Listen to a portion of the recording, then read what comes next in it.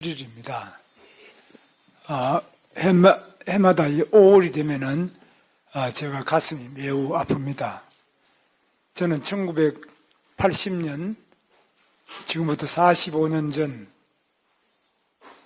2월에 또 감옥에 갔다가 한 2달 있다가 또 나왔고, 나오자마자 또 제가 그때 노조를 하고 있었는데, 노조에서 또 해고된 사람들이, 제가 감옥 갈 때 우리 노조 간부들이 전부 해고가 돼서 한 50명이 해고돼서 그분들과 복직 투쟁을 해서 또 복직이 됐습니다. 그리고 복직된 다음에 바로 5.17이 됐죠. 5.17 비상계엄이 전국에 확대되면서 저도 또 같이 노조위원장직에서 다시 잘려나고, 그 다음에 해고가 되고, 이래서 삼성교육 대상이 돼서 그런 어려운 처지에 있었는데 5.18이 터졌습니다. 그때는 보도가 안 됐기 때문에 언론에 거의 보도가 안 됐습니다. 그래서 어떻게 된지 많은 유언비어가 유포가 되고, 또 그 과정에서 제가 다니던 공장의 노조원들도 한 1000여 명 있었는데, 그 중에 광주 전남 출신들이 그 자기 가족들의 연락을 받고 굉장히 난리가 났다. 근데 무슨 일이 있는지 이런 것들은 보도가 안 되기 때문에 사실 잘 모르고, 굉장한 희생자가 있다. 또 계엄군이 너무 잔인한 만행을 저질렀다.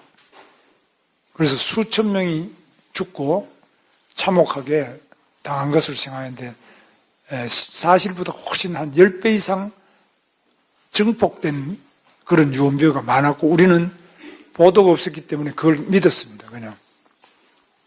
그래서 매우 격앙된 상태에서 1980년 보내는 중에 저는 삼성교육 대상이 돼서 삼성교육으로 이제 잡아넣는데, 피신해서 저는 괜찮았고, 제 바로 해고된 뒤에 직무대행을 하던 노조 부위원장이 삼성교육을 갔습니다. 그리고 노조 간부들은 전부 계엄사령부 합동수사본부에 잡혀가서 해고되고, 그분들은 나중에 다 민주화 보상을 받았습니다.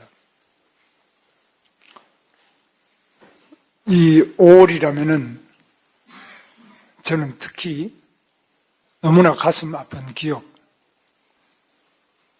우리는 매일 그냥 어디 앉아서든지 간에 치를 떨며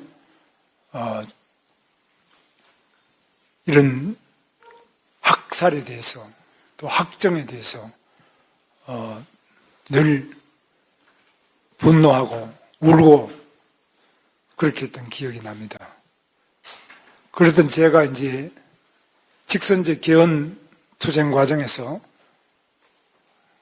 제가 서울구치소, 안양교도소를 거쳐서 목포교도소에 있다가 87년 개헌 이후에 대통령 선거로 노태우 대통령이 당선된 이후에 광주교도소에 와서 제가 또 1년 있었습니다. 광주교도소 수감 생활을 1년 하고, 그곳에서 제가 교도소에서 노역이라고 하는, 노역을 국화를 키우는 일을 했습니다. 제가 들어갔던 그 광주교도소 독방이 바로 박관현 전남대학교 총학생회장, 그곳에서 수감 중에 단식을 하다가 장기 단식으로 사망한 그 방이었습니다.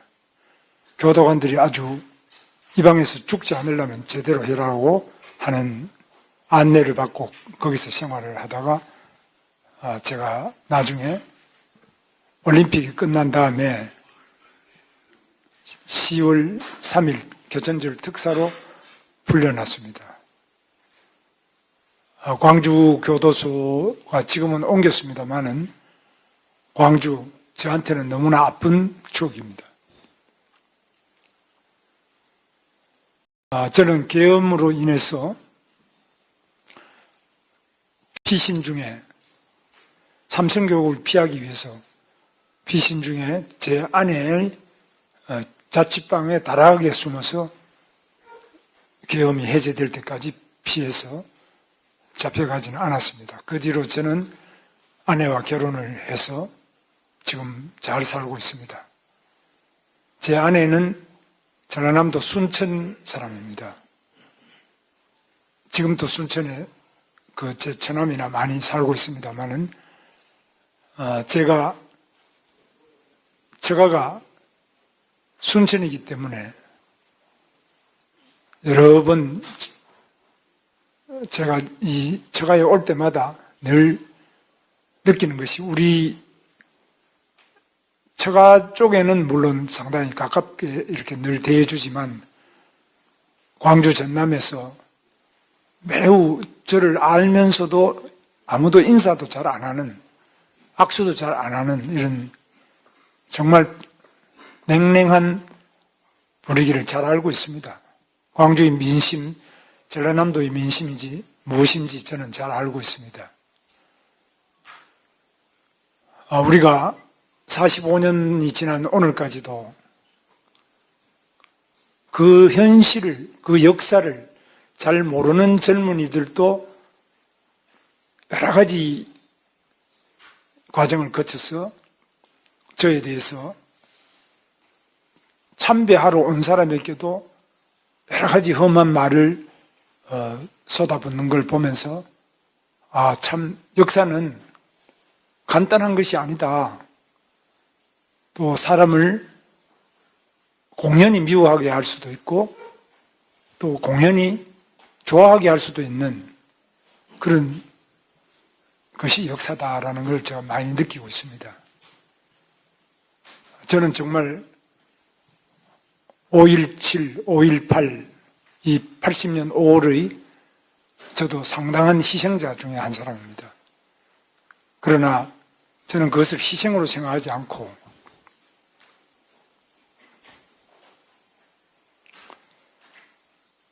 대한민국의 자유와 인권, 민주주의를 발전시키기 위한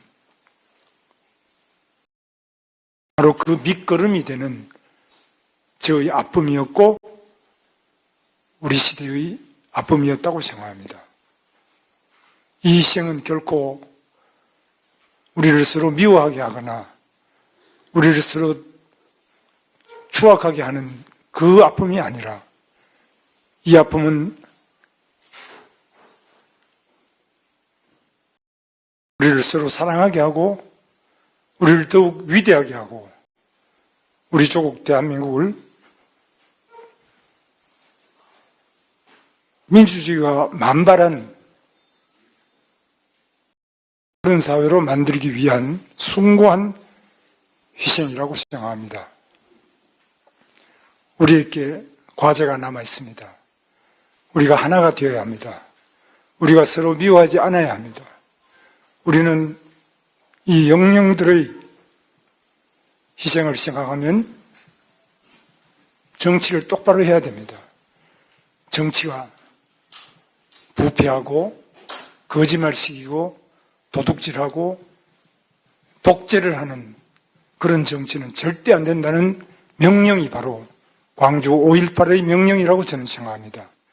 5.18 정신 아래 그 어떤 부패도 그 어떤 독재도 있을 수 없습니다. 지금 우리 앞에 보여지는 독재는 세계 역사상 유례없는 독재입니다. 우리는 계엄은 겪어봤지만 이런 독재는 처음입니다. 자기를 재판한 대법관을 탄핵하겠다고 하고 자기를 재판한 대법원장을 청문회 하겠다고 하고 대법관 수를 100명으로 늘리겠다 하고 자기가 유죄를 받고 재판 파기환송된 선거법상 허위사실 공표죄 자체를 형법에서 빼겠다고 하고 선거법에서 빼겠다고 하고 이런 독재가 세계에 어디 있습니까? 자기를 수사한 검사를 탄핵하겠다고 하고 탄핵했습니다. 검찰총장도까지 탄핵했습니다. 자기를 감사한 감사원장을 탄핵했습니다. 뭐 대통령이 탄핵된 것은 그렇다 치더라도 이게 민주주의입니까? 이게 5월 정신입니까?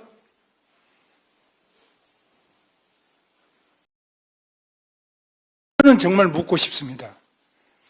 이 나라 대한민국의 5월의 희생이 이런 민주당, 이런 민주주의를 말하는 것은 아니라고 저는 확신합니다.